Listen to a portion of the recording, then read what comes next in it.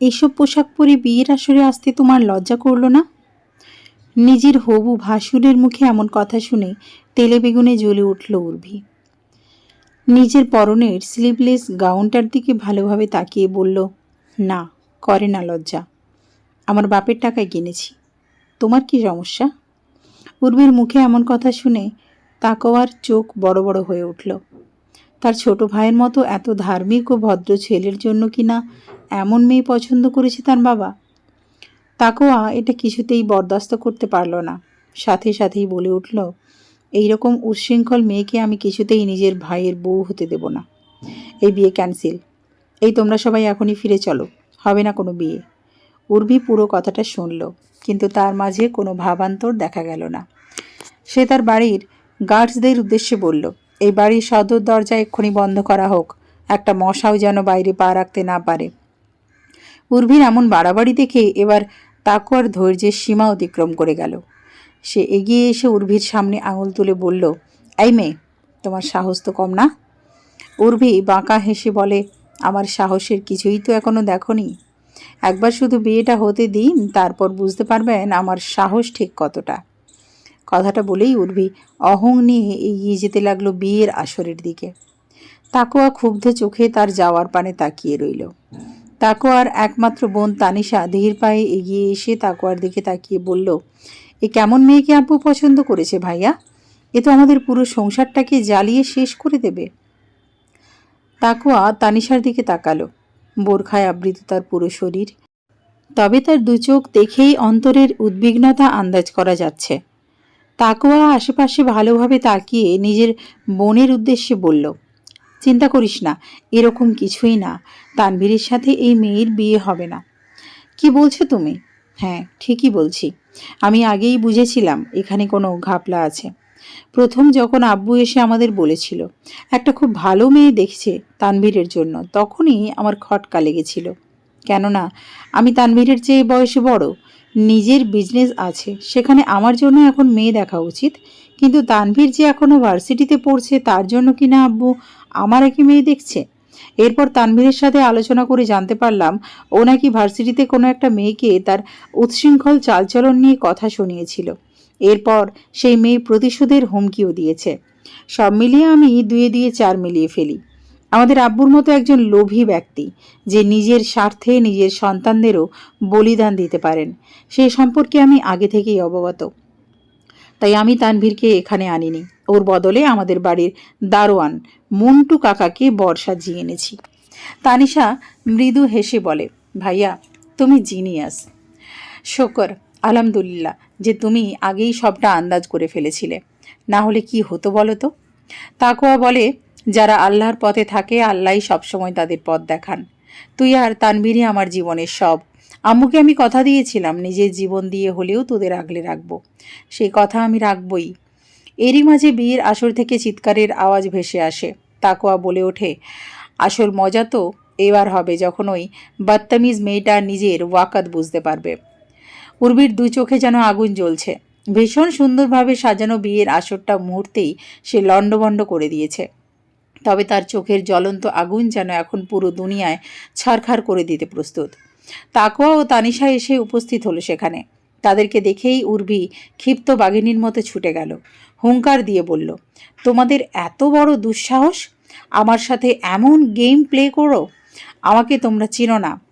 Minister Usman কাদেরির বোন উর্ভি কাদেরি আমি। তোমাদের পুরো বংশ আমি নির্বংশ করে দেব। তাকওয়া উর্ভির এমন হুমকির সামনে দমে না গিয়ে বলে ওঠে, তোমার যত খুশি চিল্লানোর তুমি চিল্লিয়ে নাও।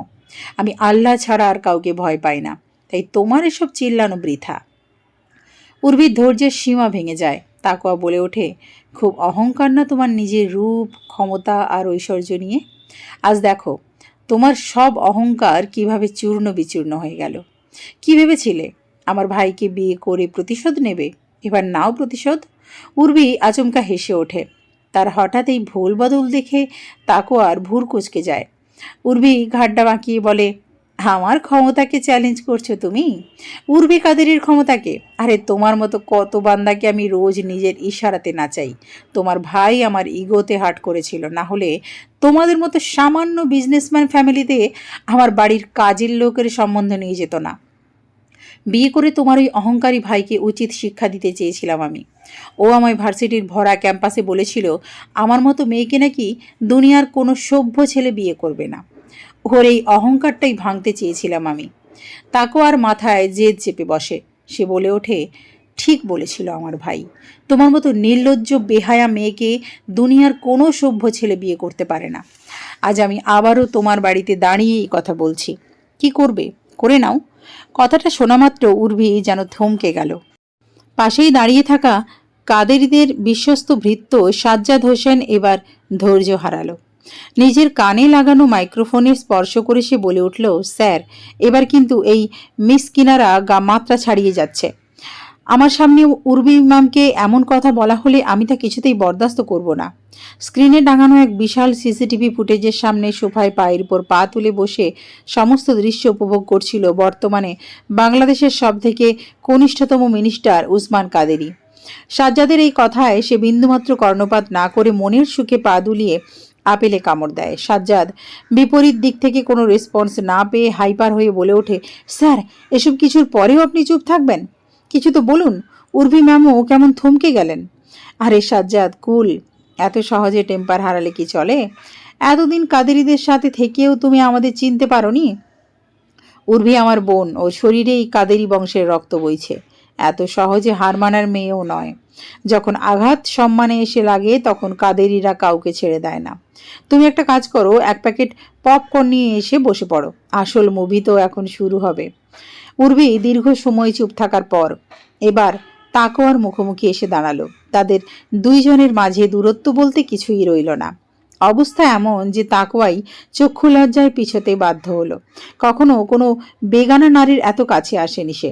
অস্বস্তিতে তার অবস্থা কাহিল হয়ে গেল। উর্বির মুখে আবারও হাসি ফুটে উঠল। তুমিও নিজের ভাইয়ের করা ভুলের পুনরাবৃত্তি করলে মিস্টার তাকওয়া খান। আমার ইগোতে আঘাত হানলে তুমি। এই দুঃসাহসের ফলে তুমিই ভুগতে হবে। শুনেছি তুমি নিজের ভাইয়ের থেকেও বেশি ইমানদার, তাবিলিগদের নিবেদিত প্রাণ সদস্য, দাওয়াতের কার্যকর্মও নাকি পরিচালনা করো। বেশ ভালো, খুব ধার্মিক তুমি। ভীষণ অহংকার না তোমার নিজের এই লেবাস নিয়ে? নিশ্চয়ই নিজের জন্য ভীষণ দিনদার পরেজগার জীবনসঙ্গীর প্রার্থনা করো তুমি, যে তোমার জীবনে জান্নাতের সুঘ্রাণ আনবে। বেশ, আজ থেকে এই স্বপ্ন ভুলে যাও, কারণ তোমার দুঃস্বপ্ন হয়ে তোমার জীবনে প্রবেশ করছি আমি, উর্বি কাদেরী, তোমার জীবনটা জাহান্নামে পরিণত করতে। তাকওয়া হতবাক চোখে তাকালো উর্বির দিকে। নিজের রাগ সামলে বলল, তুমি ভাবলে কি করে আমি তোমার মতো একটা মেয়েকে? উর্বি এবার সাজ্জাদের দিকে তাকিয়ে ইশারা করলো। মুহূর্তেই সাজ্জাদ একটা পিস্তল ছুঁড়ে মারলো তার দিকে। উর্বি নিমেষেই পিস্তলটা তাক করলো তাকওয়ার পাশে দাঁড়ানো তানিশার দিকে। তাকওয়া উদ্বিগ্ন স্বরে বলে উঠল, আরে পাগল নাকি তুমি? আসল পাগলামি তো তুমি এবার দেখবে। হয় আমায় বিয়ে করো, আর না হয় নিজের বোনের লাশ নিয়ে এখান থেকে বের হও। তানিশা দুর্বল হৃদয়ের মেয়ে, সে একদম ভয়ে কাঁপতে লাগলো। তাকওয়াও নিজের শক্ত খোলস আর ধরে রাখতে পারল না। উসমান সিনটা দেখে হেসে ফেলল। সাব্বাস Urbi, I proud of you. এই না হলে উসমান কাদেরীর বোন। উর্বির চোখে মুখে হিংস্রতা ফুটে উঠেছিল। এর মাঝে তানিশা বলে উঠল, এরা আমার সাথে যাই করুক না কেন ভাইয়া, তার জন্য তুমি নিজেকে স্যাক্রিফাইস করো না। উর্বি তানিশাকে শাসানি দিয়ে বলে, তাই নাকি? মরার খুব শখ তোমার, তাই না? বেশ, তাহলে মরার জন্য প্রস্তুত হও। বলেই সে বন্দুকের ট্রিগারে চাপ দেবে এমন সময় তাকওয়া বলে ওঠে, থেমে যাও উর্বি, তুমি যা চাও তাই হবে। আমি বিয়ে করব তোমায়, তবুও আমার বোনকে ছেড়ে দাও। তানিশাকে ধরে জোরপূর্বক সাজ্জাদের দিকে ঠেলে ফেলে উর্বি। অতঃপর শাসানোর স্বরে বলে, যতক্ষণ না পর্যন্ত বিয়েটা সম্পন্ন হচ্ছে ততক্ষণ পর্যন্ত ওকে ধরে রাখবে, এক পাও নড়তে দেবে না। সাজ্জাদ উর্বির কথা মতো তানিশাকে জিম্মি করে রাখে। তাকওয়া রাগী স্বরে বলে, তুমি এটা ঠিক করছো না উর্বি, এভাবে বিয়ে হয় না। একবার আমার ভাইয়ের সাথে তুমি এই নোংরা খেলা খেলেছ, আর এখন আমার সাথে খেলতে চাইছো? উর্বি গা জ্বালানো হাসি দিয়ে বলে, আমার যা মন চায় আমি তাই করব। তুমি একটা কাজ করবে, এসব ভাট বকা বন্ধ করো আর জলদি চলো বিয়ের আসরে। বিয়ে একটা পবিত্র সম্পর্ক, এভাবে জোরপূর্বক বিয়ে হয় না। এই বিয়েটা করে তুমি কখনো আমায় পাবে না। এখন কি বাংলা সিনেমার নায়িকাদের মতো বলবে নাকি যে তুমি আমার দেহ পাবে কিন্তু মন পাবে না? তাহলে আমায় একটা জিনিস ক্লিয়ার করতে দাও, আমার তোমার দেহ বা মন কোনোটাই আমার চাই না। দেহ বা মনের সুখ পাওয়ার জন্য আমার হাজারো অপশন আছে। কথাটা শুনেই উর্বির দিকে ঘৃণা ভরে তাকায় তাকোয়া। মেয়েটা খারাপ সে আজই বুঝেছিল, কিন্তু তাই বলে এতটা দুশ্চরিত্রা এটা সে মোটেই আন্দাজ করতে পারেনি। তানিশা ফুপিয়ে বলে ওঠে, আমাকে মরতে দাও ভাইয়া, তবুও আমার জন্য তুমি নিজের এত বড় ক্ষতি করো না। উর্বি খানিক বিরক্তিকর স্বরে বলে, এসব নাটক বন্ধ করো, না হলে সব কয়টা লাশ ফেলবো আজ। তাকোয়া ধীর পায়ে এগিয়ে আসে, চোখ বন্ধ করে আল্লাহকে স্মরণ করে বলে, আমি সব সময় ন্যায়ের পথে থেকেছি আল্লাহ, আমার বিশ্বাস আছে আপনার প্রতি। আজ হয়তো আপনি নিজের বান্দার এক কঠিন পরীক্ষা নিচ্ছেন, এই পরীক্ষাতেও আমি জয়ী হব। তাকোয়ার হাত ধরে নিজের পাশে বসায় উর্বি। একদম তাকোয়ার গা ঘেঁষে বসে সে। তাকোয়া সুযোগ বুঝে সরে বসে। উর্বি এসব দেখে বিড়বিড় করে বলে, সব তেজ বেরিয়ে যাবে, একবার শুধু বিয়েটা হতে দাও। কাজী সাহেব বিয়ে পড়ানো শুরু করেন। কিছু সময় যেতেই উর্বিকে কবুল বলতে বলা হলে সে নিঃসংকোচে কবুল বলে দেয়, কিন্তু তাকোয়ার গলা ধরে আসে। আজ এই কবুল বলার মাধ্যমে সে নিজের ঈমান আকিদার সব থেকে বড় পরীক্ষা দিচ্ছে। সবসময় সে ইসলামের পথে থেকেছে, নিজের জন্য একজন পরিপূর্ণ ও পর্দা সম্পন্ন নেক বধূ চেয়েছিল সে, কিন্তু এ কেমন বধূ এলো তার ভাগ্যে। তাকোয়া ক্ষুব্ধ দৃষ্টিতে উর্বির দিকে তাকালো, অতঃপর উদ্বিগ্নতার সহিত তাকালো নিজের ছোট বোন তানিশার দিকে। নিজের বোনের স্বার্থেই আজ তাকে এই বিয়েটা করতে হবে। কবুল। তাকোয়ার জীবনের সব থেকে বড় গ্লানি সৃষ্টি হলো শব্দটা উচ্চারণ করার মাধ্যমে। নিজের করুণ ভাগ্যকে সে বরণ করে নিল অনিচ্ছা সত্ত্বেও। এদিকে উর্বির মুখে হাসি। এতক্ষণে স্ক্রিনের সামনে বসে সমস্ত কিছু পর্যবেক্ষণ করা উসমানও প্রসন্ন হলো। বিয়েটা সম্পন্ন হওয়া মাত্রই তানিশাকে ছেড়ে দিল সাজ্জাদ। তানিশা ছুটে এসে তাকোয়াকে জড়িয়ে ধরে বলল, এ তুমি কি করলে ভাইয়া? আমাকে বাঁচানোর জন্য এই পাপিষ্ঠা মেয়েকে বিয়ে করলে তুমি? এছাড়া যে আমার আর কিচ্ছু করার ছিল না বোন। তুই আর তামির আমার কাছে আম্মুর রেখে যাওয়া আমানত, তোদেরকে যে আমার আগলে রাখতেই হবে। এদিকে বিয়েটা সম্পন্ন হতেই উর্বির বাবা উসমাইল কাদেরি এসে উপস্থিত হলেন বিয়ের আসরে। তিনি এসেই গমগমে সুরে বললেন, নিজের জেদ তো তুমি পূরণ করেই নিয়েছ, এখন আর কি, শ্বশুরবাড়িতে চলে যাও। উর্বি বিরক্ত চাহনিতে তাকালো তার বাবার দিকে। লোকটা এই বিয়েতে চরম নাখোশ, কেননা তিনি নিজের কোনো এক বন্ধুর ছেলের সাথে উর্বির বিয়ে দিতে চেয়েছিলেন। উর্বিও কম যায় না, সেও উসমাইল কাদেরির মুখের উপর বলে দিল, হ্যাঁ যাচ্ছি। এই যে মিস্টার তাকোয়া খান, এখন বিয়ে যেহেতু হয়ে গেছে তাহলে আমায় নিয়ে চলো নিজের সাথে। তাকোয়া এবার বলল, আমাদের বাড়িতে যদি তোমাকে যেতেই হয় তাহলে শালীনভাবে যেতে হবে। উর্বি ৩২ পাটি দাঁত বের করে বলল, আমি পারলে বিকিনি পরে তোমার বাড়িতে যাই। এতটা শালীনতা আমার কাছ থেকে এক্সপেক্ট করছো কিভাবে তুমি? তাকোয়ার চক্ষু লাল হয়ে উঠল। তানিশাও ক্ষোভে ফেটে পড়ল যেন। উর্বি সেসব পাত্তা না দিয়ে তাকোয়ার বাহু চেপে ধরে বলল, চলো এখন, আমার আর এখানে থাকতে ভালো লাগছে না। সাজ্জাদ দ্রুত গাড়ি বের করতে বলে। তাকোয়া প্রতিবাদ করে বলল, তুমি যদি আমাদের সাথে যেতে চাও তাহলে আমাদের গাড়িতে করে যেতে হবে। তোমাদের গাড়িতে এসি আছে? এসি গাড়ি ছাড়া আমি চড়তে পারি না। তাকোয়া অপমানিত বোধ করল। উসমাইল কাদেরি বললেন, তুমি ওদের গাড়িতে করেই যাও, বিয়ের পর বাপের বাড়ির সম্পত্তি ব্যবহার করা সমীচীন দেখায় না। উর্বি বলল, নিজের সম্পত্তির দোহাই দিচ্ছ? বেশ, নিলাম না তোমার গাড়ি। সাজ্জাদ, কয়েকজন গার্ডসকে পাঠিয়ে দাও। গার্ডস ছাড়া আমি যাব না, এদের উপর বিশ্বাস নেই, যা ক্ষোভ জমে আছে আমাদের ওপর। আর সাথে কয়েকটা বন্দুকও দিও, যাতে এদের ভয়ের উপর রাখতে পারি। তাকোয়া আর চুপ থাকতে না পেরে বলে, আমরা ভদ্র পরিবার থেকে বিলং করি, এসব বন্দুক গার্ডস এসবের মানে কি? তাকোয়ার কথায় উর্বি বিশেষ পাত্তা দেয় না, উল্টে নিজের হাতে থাকা বন্দুক তাকোয়ার মাথায় ধরে বলে, নিজের জবান সামলাও, না হলে সারা জীবনের মতো জবাব হারিয়ে ফেলবে। তাকোয়া চুপসে যায়। মাইশা বসে আছে তানভীরের সামনে। সম্পর্কে মাইশা তাকোয়াদের চাচাতো বোন, তবে তানভীরের সাথে তার সম্পর্ক নিজের ভাই বোনের চেয়েও বেশি গভীর। মাইশা সব শুনে তানভীরকে বলে, কেন এমন ঝামেলায় জড়াতে গেলি বলতো তুই? চিনিস না এসব বড়লোক মেয়েদের? আর তাকোয়া ভাইকেও বলিহারি, এত কিছু হয়ে গেল আমায় একটিবারও জানানোর প্রয়োজন মনে করলো না। তানভীর বলল, ভাইয়া আগে থেকেই সব কিছু আন্দাজ করতে পেরেছিল, এই জন্যই আমায় না নিয়ে মন্টু কাকাকে বর সাজিয়ে নিয়ে গেছে। মাইশা তবুও স্বস্তি পেল না। যদি সব জানতোই তাহলে নিজেরাই বা কেন যেতে গেল? এখন যদি আবার নতুন কোনো ঝামেলা হয়? ভাইয়া সব ম্যানেজ করে নেবে, এত টেনশন নিও না। এরকম সময় মাইশার বা মানোয়ারা বেগম সেখানে উপস্থিত হয়ে বলল, আরে কিসের চিন্তা করেছো? তুই বুঝতে পারছিস না? ও নিশ্চয়ই ভাবছে তোকে না পেয়ে যদি এই বড়লোকের বেটি ওর তাকওয়া ভাইকে হাতিয়ে নেয় তাহলে কি হবে। কথাটা শুনেই ভীষণ রেগে যায় মাইশা। দাঁতে দাঁত চেপে বলে, এসব কুফামার্কা কথা বলো না তো। তাকওয়া ভাই শুধু আমার, তার জন্য আমি সেই কিশোরী কাল থেকে নিজেকে তৈরি করেছি। আমাকে ছাড়া অন্য কারোর সাথে তার কিছু হতে পারে না। মাইশা কথাটা বলল কি বলল না এমন সময় কলিং বেল বেজে উঠল। মাইশা উঠে দাঁড়িয়ে বলল, তাকওয়া ভাই নিশ্চয়ই চলে এসেছে, আমি গিয়ে দেখছি। বলেই সে ছুটে যায় দরজা খুলতে। দরজাটা খুলেই তাকওয়া দেখে তার মুখে হাসি ফুটে ওঠে, কিন্তু মুহূর্তেই তার হাসি মিলিয়ে যায় যখন তাকওয়ার বাহু ধরে দাঁড়ানো উর্ভিকে দেখে। উর্ভি মাইশার উদ্দেশ্যে বলে, এই মেয়ে যাও, দ্রুত বরণডালা নিয়ে এসো। আমি এই বাড়ির নতুন বধূ, আমায় বরণ করে ঘরে তুলতে হবে না। তাকওয়া ও উর্ভিকে পাশাপাশি দেখে মোটেই খুশি হয় না মাইশা। তাকওয়ার উদ্দেশ্যে বলল, এই মেয়েটাকে তাকওয়ার ভাই? আর এভাবে বরণডালা আনতে বলছে কেন? তুমি কি দুধের শিশু নাকি? আমাদের এত ঘনিষ্ঠ দেখিও বুঝতে পারছো না আমরা একে অপরকে কি হই? আমি তাকওয়ার খানের বিবাহিত স্ত্রী উর্ভি কাদেরী। কথাটা শুনেই মাইশা থমকে গেল।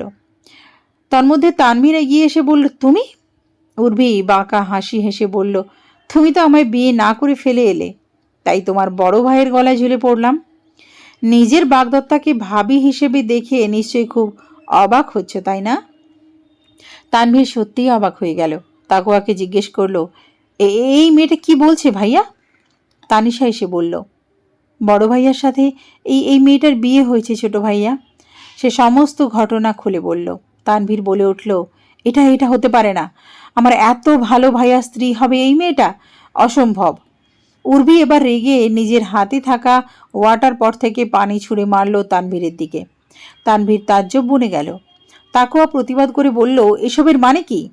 উর্ভি উল্টে তাকওয়ার কলার চেপে বলল, যখন তোমার ভাই আমার সম্পর্কে বাজে মন্তব্য করেছিল তখন তোমার প্রতিবাদ করা উচিত ছিল, কারণ আমি তোমার স্ত্রী হই। অতঃপর উর্ভি রুমে প্রবেশ করে বলল, এখন থেকে এই বাড়ির সব কিছু আমার মর্জি মতো চলবে, আর তোমাদের আমার কথা শুনে চলতে হবে। মনোয়ারা বেগম এগিয়ে এসে বললেন, এইসব কি হচ্ছে? উর্ভি তার দিকে তাকিয়ে বলল, এই আবার কি? এই বাড়ির কাজের লোক নাকি? পোশাক দেখে তো তাই মনে হচ্ছে। তাকওয়া এবার রুদ্রমূর্তি ধারণ করে বলল, ভদ্রভাবে কথা বলো, উনি আমার চাচি হন। উর্ভি তাকওয়ার বাড়ির সব খোঁজ খবর নিয়েছিল, তখন তানভীরের সাথে তার বিয়ে ঠিক হয়েছিল। এই জন্য সে বলে, ও তোমাদের বাড়ির সেই আশ্রিতা চাচি? তানভীর ক্ষুব্ধ স্বরে বললেন, মুখ সামলে কথা বলো, এই অভদ্র ছেলে। এখন আমি ভার্সিটিতে তোমার সহপাঠী নই, তোমার ভাবি হই, তাই আমার সামনে কথা বলার আগে মুখে লাগাম লাগাও। তানিশা উর্ভির এমন ব্যবহার দেখে ভীষণ বিরক্ত হয়ে যাচ্ছিল, তাই আর অপেক্ষা না করে নিজের রুমে চলে যায়। এদিকে মাইশার চোখ গড়িয়ে জল পড়ছিল। তাকওয়া মাইশার দিকে তাকিয়ে নিজেও ভেঙে পড়ে। মাইশার মানসিক অবস্থা সে ঠাহর করতে পারে। উর্ভি তাকওয়ার হাত শক্ত করে ধরে বলে, চলো আমাদের রুমে চলো, আজ তো আমাদের বাসর হওয়ার কথা। তাকওয়া বলে, তোমার সাথে বাসর করার জন্য মরে যাচ্ছি আমি? ঠিক আছে, তোমার মধ্যে যদি পৌরুষত্বের অভাব থাকে তাহলে আমি নিজের এক্স বয়ফ্রেন্ডকে ডেকে পাঠাই। থাক, অত দূর কেন যেতে হবে? তুমি একটা কাজ করো, নিজের ভাইকে পাঠিয়ে দাও তোমার বদলে। তাকওয়া এমন ঘৃণ্য কথা আর সইতে পারছিল না। সে দ্রুত রুমের দিকে যায়। উর্ভি তার পেছন পেছন যায়।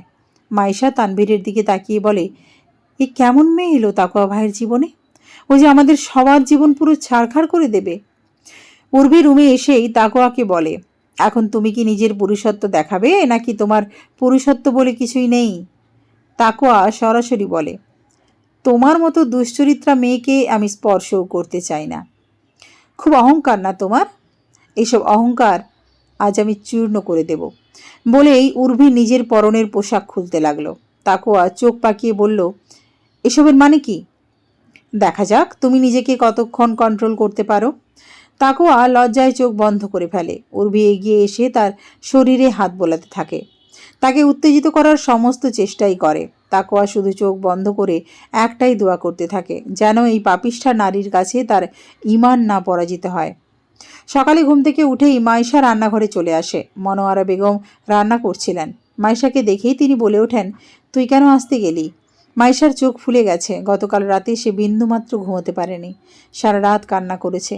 মাইশা এসে কোনো কথা না বলে মনোয়ারা বেগমকে সাহায্য করতে লাগলো। এমন সময় রান্নাঘরে এলো উর্বি। তার চুল থেকে টপ টপ করে পানি পড়ছে, দেখে বোঝাই যাচ্ছে সদ্য গোসল করেছে। মাইশার বুকে চিনচিনে ব্যথা হতে লাগলো। মনোয়ারা বেগম উর্ভিকে দেখা মাত্রই সরে গেলেন, কিন্তু মাইশা সরল না। উর্ভি সুযোগ বুঝে মাইশার কাছে এসে বলল, এসব কি পরোটা করা হচ্ছে?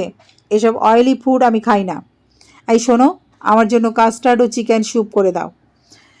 মাইশা মাথা নাড়িয়ে হ্যাঁ বলে, কিন্তু মনোয়ারা বেগম এগিয়ে এসে বলেন, আমাদের বাড়িতে সবাই সকালে পরোটাই খায়, এখন তোমার জন্য আলাদা ফরমায়েশ আমরা খাটাতে পারবো না।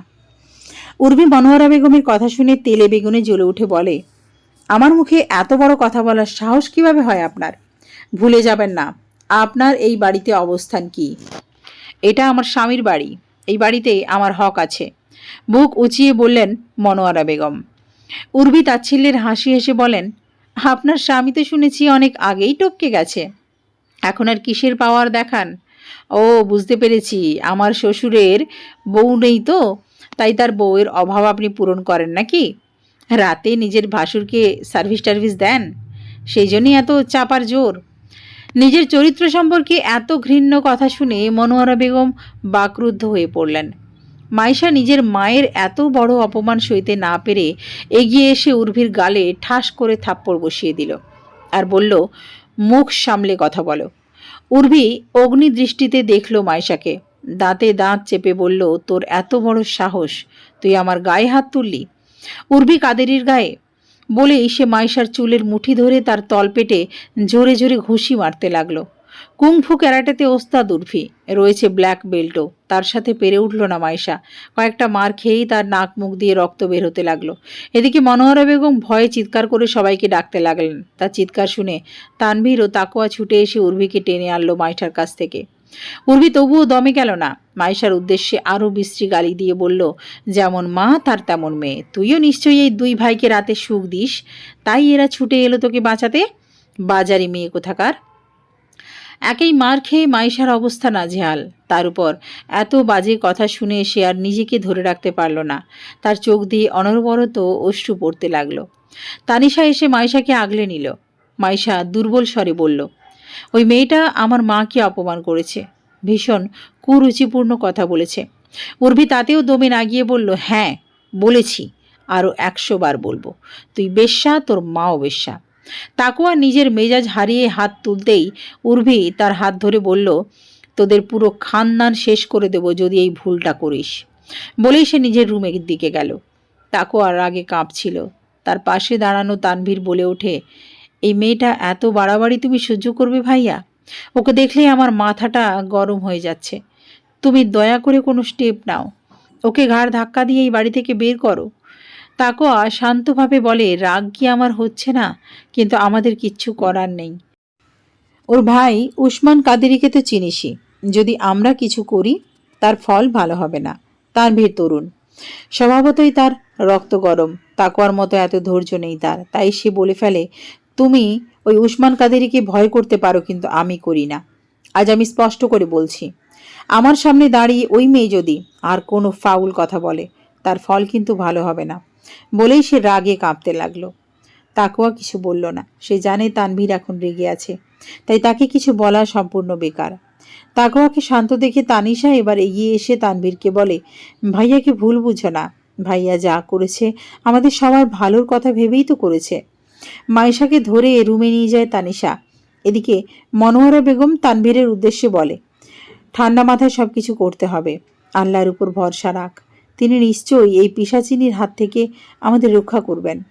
তাকোয়া রুমে আসতেই দেখতে পায় উর্ভি একটা মিনি স্কার্ট ও জিন্স পরেছে। তাকে দেখে ভীষণ সস্তা মনে হচ্ছে তাকোয়ার। সে নিজের চোখ ঘুরিয়ে নেয়। উর্ভি তাকোয়ার উপস্থিতি বুঝতে পেরে বলে, আমি বাইরে যাচ্ছি, ফিরতে রাত হবে। যদিও জানানোর ইচ্ছে ছিল না, কিন্তু ভাবলাম যেহেতু আমাদের বিয়ে হয়ে গেছে তাই তোমাকে এটা জানানো উচিত। তাকোয়া বলে ওঠে, আমাদের বাড়ির বউরা ওইসব নোংরা জায়গায় যায় না। মুরদ আছে যাবার? বলেই হেসে ওঠে উর্ভি। তাকোয়ার কাছে ভীষণ বিদঘুটে লাগে সেই হাসি। সে সাথে সাথে বলে, যেখানে যাবার যাও, যত খুশি নোংরামি করো, কিন্তু এখানে আর ফিরবে না। তোমার মতো আর একটা কথা যদি বলো তাহলে কি হবে সেটা বুঝে নিও। তাকোয়া চুপসে যায়। উর্ভি বারের উদ্দেশ্যে বেরিয়ে যায়। গুনগুন করতে গাইতে থাকে ইংলিশ গান। তানিশা তাকে যেতে দেখে নেয়, কিন্তু ভয়ে কিছু বলে না। তানভীর এবার রেগে গিয়ে এগিয়ে এসে বলে, ভাইয়া, এই মেয়ে এত নোংরা পোশাক পরে কোথায় যাচ্ছে? আমাদের বাড়ির মান সম্মান এভাবে নিলামে উঠছে, আর তুমি তা বসে বসে দেখছো? তাকোয়া বলে, ওকে বোঝানোর কোনো ভাষা আমার নেই। বেশ, তাহলে যা বলার আমি বলছি। কথাটা উচ্চারণ করেই তানভীর দৌড়ে গিয়ে উর্ভির বেরোনোর আগেই তার পথ আটকে বলে, যাচ্ছ ভালো কথা, কিন্তু তোমার এই নাপাক শরীর নিয়ে আমাদের বাড়িতে আর ফিরবে না। তোমার মতো নাপাক মেয়ের কোনো জায়গা নেই এই বাড়িতে। উর্ভির চোখ জ্বলে ওঠে। সে বলে, অনেক অপমান করেছো তুমি আর তোমার ভাই মিলে আমায়। তোমাদের খুব অহংকার, তাই না? হ্যাঁ, আমাদের অহংকার আছে, কারণ আমাদের বাড়ির মেয়েরা তোমার মতো চরিত্রহীন নয়। আমার বোন তানিশা, ওকে দেখেছ কতটা মার্জিত, ধার্মিক। ওর জন্য শহরের সম্ভ্রান্ত মুসলিম পরিবার থেকে সম্বন্ধ এসেছে। ওর হবু শ্বশুর দেশের নামকরা একজন আলেম। ওর নখের যোগ্যও নও তুমি। উর্বি অপমানটা হজম করে নিয়ে বলে, বেশ, এই অহংকার আর কতদিন থাকে সেটাই দেখব এবার। বলেই সে তানভীরের হাত সরিয়ে বের হয়। তাকেও ভুরু কোঁচকায়। এই শান্ত ভাব কি কোনো বড় ঝড়ের লক্ষণ? তানিশা এশার নামাজ পড়ে জায়নামাজে তুলে রেখে আল্লাহর কাছে দোয়া চাইতে থাকে যেন তার পরিবারের সব সমস্যা মিটে যায়। তানিশা এরপর শুতে যাবে, এমন সময় আচমকা তার রুমের ব্যালকনি বেয়ে কয়েকজন ঢুকে পড়ে। সে কিছু বুঝে ওঠার আগেই তার মুখে রুমাল চেপে ধরে। তানিশার আর কিচ্ছু খেয়াল থাকে না, সে জ্ঞান হারায়। চোখ খুলতেই তানিশা নিজেকে আবিষ্কার করে সম্পূর্ণ ভিন্ন স্থলে। আশেপাশে উচ্চস্বরে মিউজিকের শব্দ শোনা যাচ্ছে। ভীষণ আলো এসে পড়েছে তার চোখে। তানিশা উঠে দাঁড়িয়ে অবাক হয়। চারিদিকে অনেক উচ্ছৃঙ্খলভাবে নাচছে সবাই। সে ভীষণ ভয় পেয়ে যায়। তানিশা আরও অবাক হয় যখন সামনের এক আয়নায় নিজের চেহারা দেখে। তার পরনে ভীষণ ছোট পোশাক, যা সে কখনো পরেনি। তানিশার চোখে জল চলে আসে। এর মাঝে দুটো ছেলে তার দিকে এগিয়ে আসে, এসে তার শরীরে হাত বোলাতে থাকে। তানিশা আর্তনাদ করে বলে, কারা আপনারা? আমাকে কেন এখানে এনেছেন? দয়া করে যেতে দিন আমায়। আপনাদের সাথে তো আমার কোনো শত্রুতা নেই। কেন করছেন এমন? তানিশার আর্তনাদ তাদের মন গলাতে পারে না, বরং আনন্দ দেয় যেন। তাদের একজন তানিশার কোমর চেপে ধরে। নিজের হাতে থাকা সম্পূর্ণ মদ তানিশার গায়ে ঢেলে দেয়। তানিশার আর্তনাদ বাড়ে আর তাদের আনন্দ। এর মাঝে একটা ছেলে তানিশার কাঁধে চুমু খায়। তানিশার লজ্জায় নিজেকে শেষ করে দিতে মন চায়। এর মাঝে হঠাৎ করে উর্ভি এগিয়ে আসে। ছেলেগুলো তারই বন্ধু। উর্ভিকে দেখে তানিশা বলে, এসব তাহলে তোমার? তোর ভাইদের খুব অহংকার, তাই না তোকে নিয়ে? এবার দেখি এই অহংকার কোথায় যায়। দয়া করো, একটা মেয়ে হয়ে আরেকটা মেয়ের এত বড় সর্বনাশ করো না। ভয় পেও না, তোমায় রেপ করানোর জন্য এখানে তুলে আনিনি। এত নীচ নই আমি। তবে হ্যাঁ, আমি প্রতিদিন এই বারে এসে যা করি সেই স্বাদ তোমাকেও একদিন দিতে চাই, যাতে তোমার ভাইরা আমার দিকে আর আঙুল তুলতে না পারে।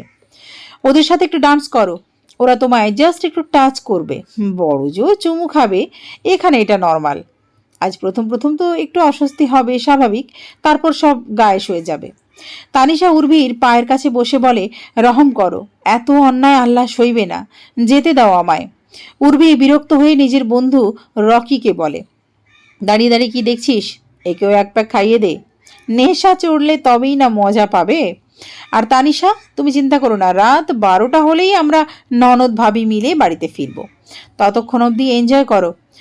রকি তানিশাকে টেনে নিয়ে গিয়ে তাকে বাজেভাবে স্পর্শ করে, আর উর্ভি সেসব এনজয় করে বলে, এর ভাইদের অহংকার মিটে গেল আজ। মাইশা রাতে তানিশার সাথে দেখা করতে তার রুমে আসে। এসে তানিশাকে দেখতে না পেয়ে ভয় পেয়ে যায়। বাথরুম, ব্যালকনি এবং ছাদে গিয়েও তাকে না পেয়ে বাড়ি জুড়ে চিৎকার করে। মনোয়ারা বেগম, তানভীর, তাকোয়া সবাই ছুটে আসে। এসে বলে, কি হয়েছে? মাইশা হাঁপাতে হাঁপাতে বলে, তানিশাকে কোথাও পাচ্ছি না, কি হয়েছে ওর? সবাই উদ্বিগ্ন হয়ে পড়ে। তানভীর বলে, পাচ্ছিস না মানে? ভালো করে খুঁজেছিস? তাকোয়া সহ বাড়ির সবাই ভয় পেয়ে গেল। মাইশা বলে উঠল, এসব কি হচ্ছে? তানিশা হঠাৎ এভাবে কোথায় চলে গেল? ও তো কাউকে কিছু না বলে এভাবে চলে যাবার মেয়ে নয়। তানভীর বলল, আমি নিশ্চিত ওই উর্ভি কিছু না কিছু করেছে তানিশার উপর। আমাদের এক্ষুনি কিছু করতে হবে। তাকোয়া আর তানভী আর অপেক্ষা না করে তানিশাকে খুঁজতে বেরিয়ে পড়ে।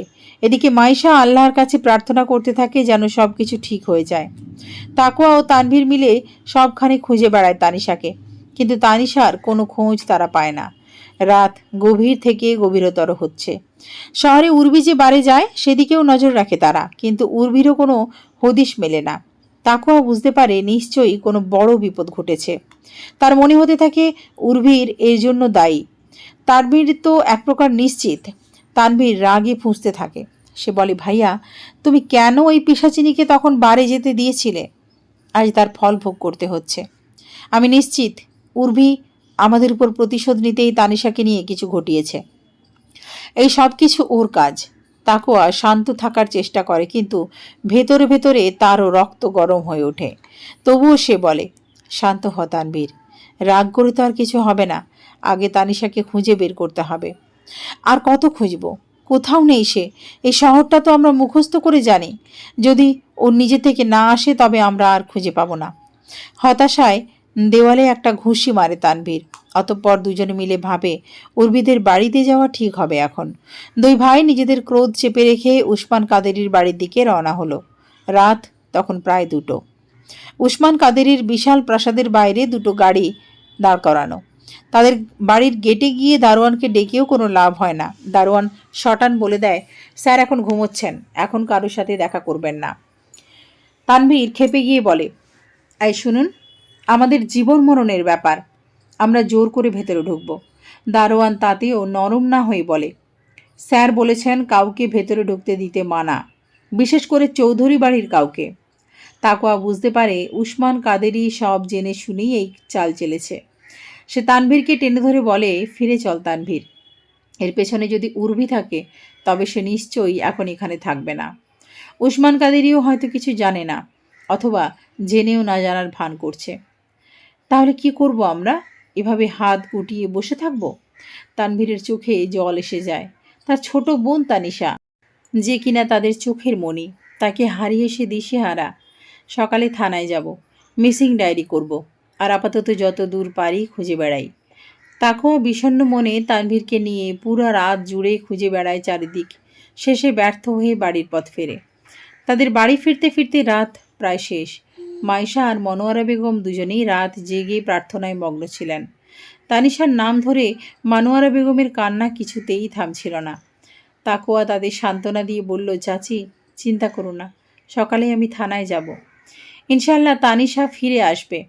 কিন্তু তাকোয়ার কথা বলার ধরন দেখে মনোয়ারা বেগমের বুক কেঁপে উঠল। তিনি বুঝলেন পরিস্থিতি খুব খারাপ। সকাল হলো, কিন্তু সকালের আলোয় আশার বদলে নেমে এলো গাঢ় অন্ধকার।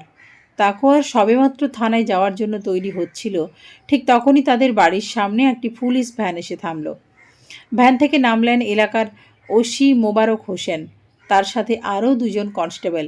মোবারক হোসেন তাকোয়াদের পরিচিত, তিনি তার বাবার বন্ধু। ওসি মোবারক হোসেনের মুখটা থমথমে। তিনি বাড়ির উদ্দেশ্য ঢুকেই তাকোয়ারকে উদ্দেশ্য করে বললেন, তাকোয়া, দুঃখিত, তোমাকে একটা দুঃসংবাদ দিতে হচ্ছে। তাকোয়া চমকে উঠল। দুঃসংবাদ?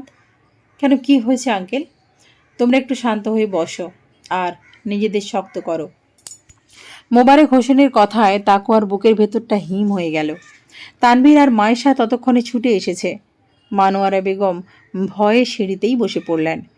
ওসি মোবারক হোসেন দীর্ঘশ্বাস ফেলে বললেন, সকালে শহরের এক পরিত্যক্ত ডোবায় একটি মেয়ের লাশ ভেসে উঠেছে। তার চেহারা দেখে আমি শনাক্ত করি এই লাশটা তোমার বোন তানিশার। তানিশার লাশ? কথাটা কানে যেতেই যেন একটা বিশাল পাহাড় ভেঙে পড়ল পুরো পরিবারটির ওপর। তানভীর চিৎকার করে বলে উঠল, না, এটা হতে পারে না, আমার বোন এমন হতে পারে না। মাইশা জ্ঞান হারালো। মনোয়ারা বেগম ততক্ষণে সিঁড়ি থেকে গড়িয়ে মাটিতে পড়ে গিয়েছেন। তাকোয়ার মুখ দিয়ে কোনো শব্দ বের হলো না। সে শুধু দেওয়ালের দিকে ফ্যালফ্যাল করে তাকিয়ে রইল। ওসি মোবারক হোসেন বললেন, তোমাদের থানায় যেতে হবে, লাশ শনাক্ত করতে হবে। দুঃখিত, এমন পরিস্থিতিতে তোমাদের কষ্ট দিতে হচ্ছে। তাকোয়া এক কঠিন পাথরের মতো হয়ে গেল। সে ধীরে ধীরে এগিয়ে গিয়ে তানভীরকে ধরে শান্ত করলো এবং নিজেই গাড়িতে চেপে বসল। লাশ শনাক্ত করা হলো। ডোবায় ভেসে ওঠা মেয়েটি সত্যিই তানিশা। তার মুখটা বিভৎস দেখাচ্ছিল, দেহে আঘাতের চিহ্নও ছিল, পোশাকগুলোও ছিল এলোমেলো। তানভীর কান্নায় ভেঙে পড়ল। তার হাতের মুঠো শক্ত হয়ে গেল। সে বলল, আমি উর্ভিকে ছাড়ব না, সেই এর জন্য দায়ী। কিন্তু তাকোয়া তাকে শান্ত থাকতে বলল, আগে পোস্টমর্টম রিপোর্ট আসুক, তারপর আমরা ব্যবস্থা নেব। পোস্টমর্টম রিপোর্ট আসতে পুরো একদিন সময় লাগলো। এই একদিনে চৌধুরী বাড়িতে যেন চরম নিস্তব্ধতা নেমে এসেছিল। মনোয়ারা বেগম সংজ্ঞা হারাচ্ছেন বারবার। তানভীর বদ্ধ পাগল হয়ে যাওয়ার মতো অবস্থা। পরদিন রিপোর্ট এলো। ওসি মোবারক হোসেন নিজেই রিপোর্টটি নিয়ে এলেন। রিপোর্টে দেখা গেল তানিশার মৃত্যুর কারণ হলো অতিরিক্ত মদ্যপান, অর্থাৎ মদের বিষক্রিয়ায় তার মৃত্যু হয়েছে। শরীরে যে আঘাতের চিহ্নগুলো ছিল সেগুলো ডোবায় পড়ার সময় লেগেছে। সবচেয়ে গুরুত্বপূর্ণ বিষয়, রিপোর্টে জোরপূর্বক ধর্ষণ বা কোনো কিছু কার্যকলাপের কোনো চিহ্ন পাওয়া যায়নি।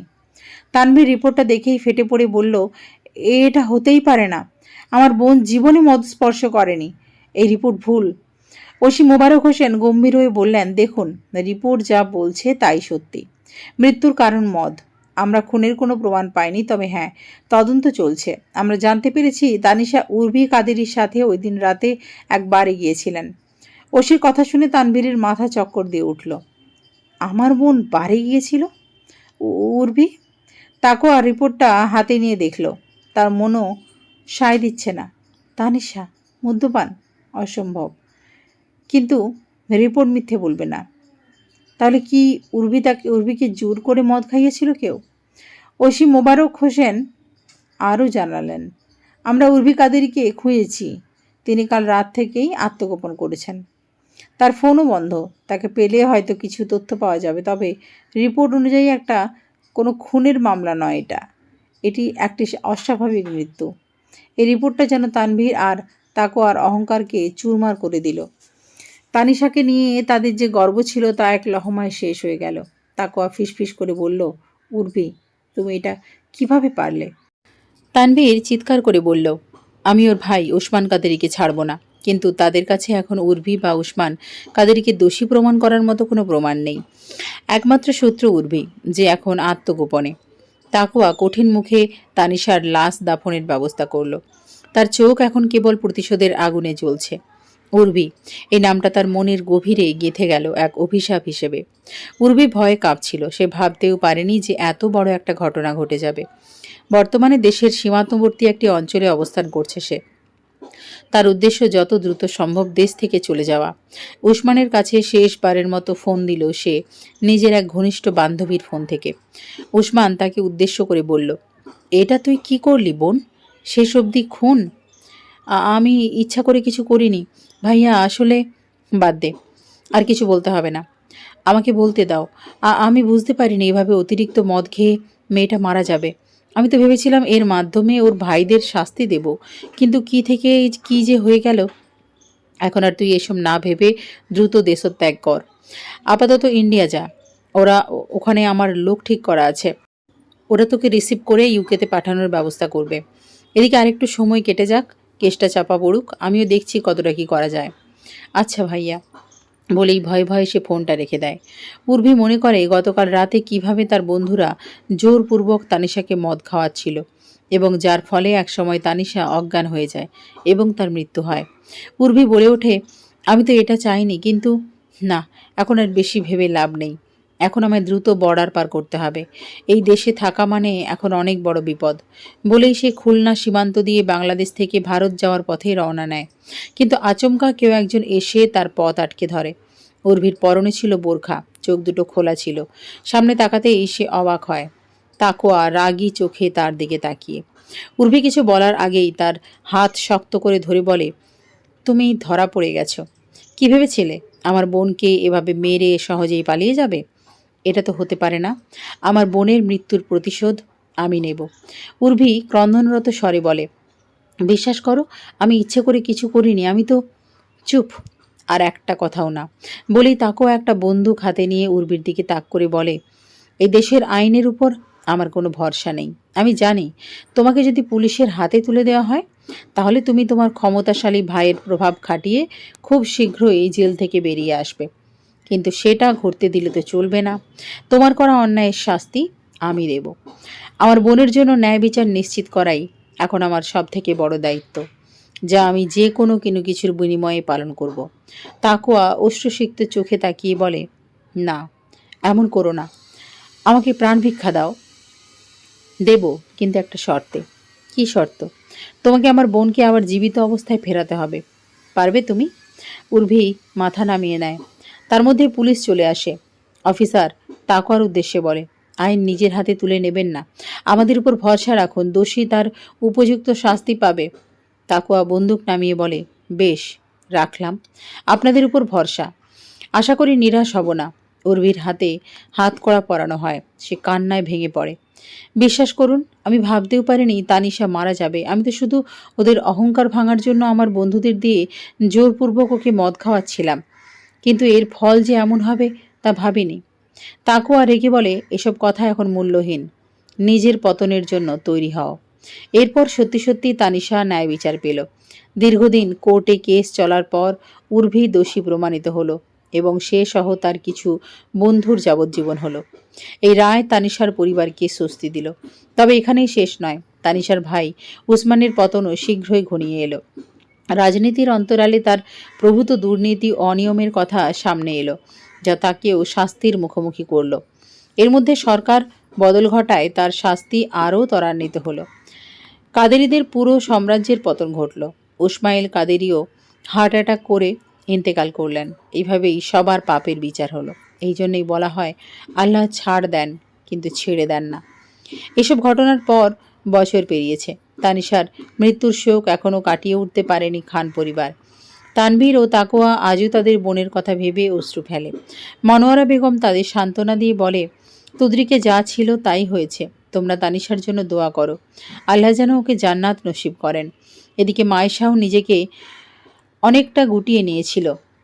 তানভীর ও মনোয়ারা বেগম মিলে সিদ্ধান্ত নিলেন, এবার তাকোয়া ও মায়েশার জীবন আবার নতুনভাবে যেন শুরু করা যায়।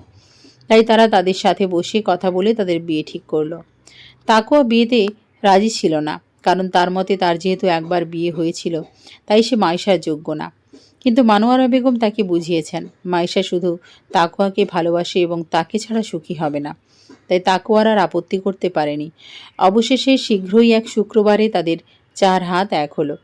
জীবনের সকল বিধ্বংসী ঝড় ফেলে তারা সামনে এগোলো। বাসর ঘরে বসে আছে মায়েশা। তাকোয়া চুপচাপ এসে তার পাশে বসে তার হাত আলতো করে স্পর্শ করল। মায়েশা তাকোয়ার দিকে তাকালো আবেগঘন চোখে। তাকোয়া বলল, বুঝতে পারছি না আমার কি বলা উচিত। কিচ্ছু বলবেন না, আমাকে শুধু অনুভব করতে দিন। করব। আমি এটাই অনুভব করেছি যে তুমি আমার বধূ নাম্বার 1, যে আমার জীবনে আনন্দ এনেছে। আর এর আগে আমার জীবনে যা ছিল তা কেবল এক বিধ্বংসী ঝড়।